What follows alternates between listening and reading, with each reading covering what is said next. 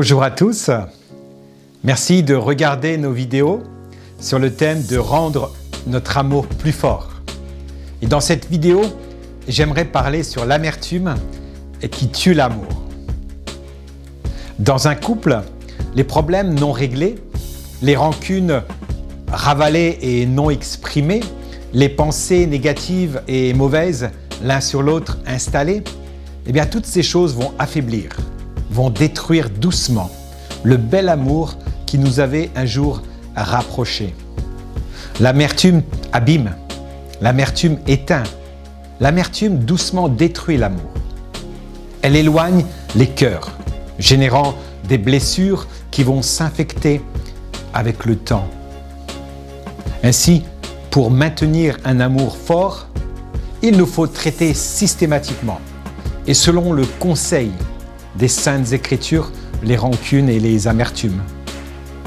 Nous lisons dans le livre aux Hébreux, chapitre 12, verset 15, « Veillez à ce que nul ne se prive de la grâce de Dieu et à ce qu'aucune racine d'amertume, poussant des rejetons, ne produise du trouble et que plusieurs n'en soient infectés. » Et une étude sur le cerveau parue dans la revue scientifique The Journal of Neuroscience démontre que s'endormir avec des émotions négatives aura pour conséquence de les renforcer ou même de les conserver.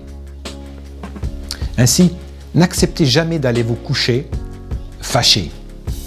Oui, c'est bien souvent plus facile à dire qu'à faire, n'est-ce pas? Mais si nous voulons maintenir l'unité de l'amour dans notre couple, eh bien cela doit absolument devenir une règle pour les deux conjoints. Ensemble, dans l'humilité et la soumission mutuelle à Dieu, nous choisissons la réconciliation.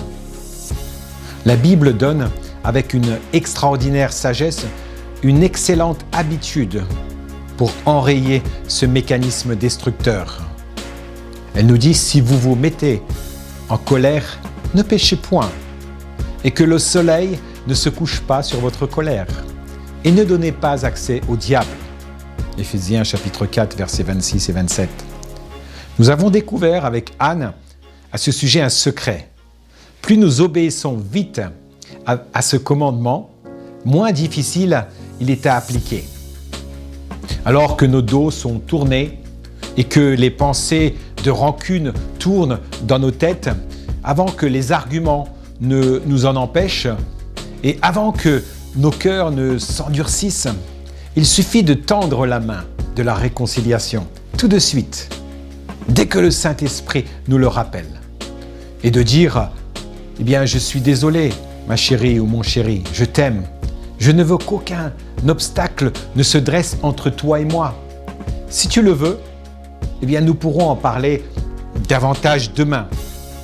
Mais là, ce soir, choisissons l'amour. Choisissons la réconciliation. Choisissons de préserver notre amour. » Et l'apôtre Paul nous dit clairement que garder l'amertume dans nos cœurs, c'est dans quelque sorte permettre un accès facile au diable pour nous dominer et pour nous détruire. Avec Anne, nous avons décidé de dire non à l'œuvre diabolique et oui à la protection du don de notre couple.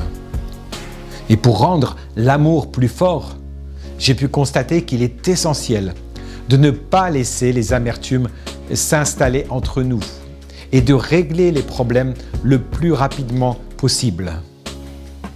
Ne laissez pas les malentendus, les rancunes, les non-dits s'accumuler, obstruer le flux de l'amour. Soyez les protecteurs de votre mariage. Comment? Eh bien en parlant moins et en écoutant plus avec votre conjoint. En reformulant chacun avec amour ce que l'autre essaye d'exprimer afin de mieux le comprendre. Et aussi en choisissant l'humilité au lieu de la légitimité de la vengeance. Et aussi en appliquant de manière quotidienne la puissance du pardon qui libère et qui restaure. Et pour terminer, je dirais, choisissons l'amour et rendons-le plus fort en rejetant l'amertume.